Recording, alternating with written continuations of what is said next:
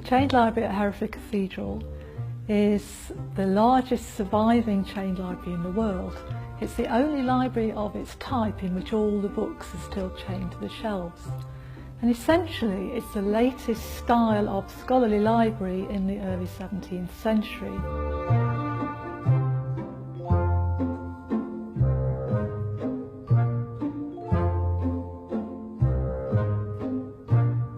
This is actually a modern replica, but we do still have the original 17th century key. So, a satisfying click, and then these hasps come free.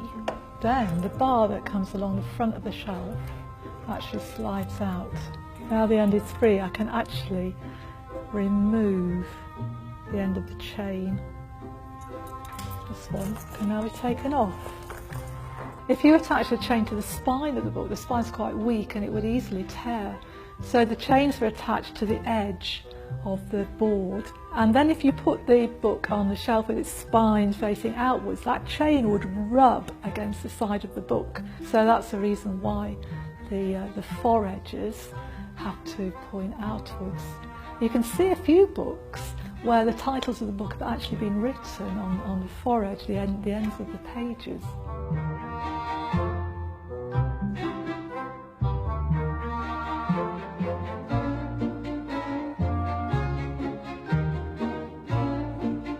This book dates from the 12th century, but it's in a 17th century binding, so around the time that the chained library was made. It's a biblical text. It contains the Old Testament books of the Minor Prophets.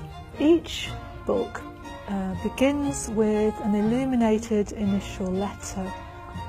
This is an initial letter V, Verbum Domini, the word of God. And it's formed out of two monsters. One's biting the back leg of the other. And the colours are so vibrant and the detail so exquisite. It's inside medieval manuscript books like these that you can get an idea of medieval colour. So what's interesting about a lot of these books is what people have written in them since they were first made. And here we've got a comment perhaps made in the 16th century, and it's treating the book as a herbal. So there's an observation that this herb called Inula campana, which we know is Inula helenium or elecampane, and it says, if a man have wagging tooth and he eat of the herb, it shall fasten them. Can't quite believe that.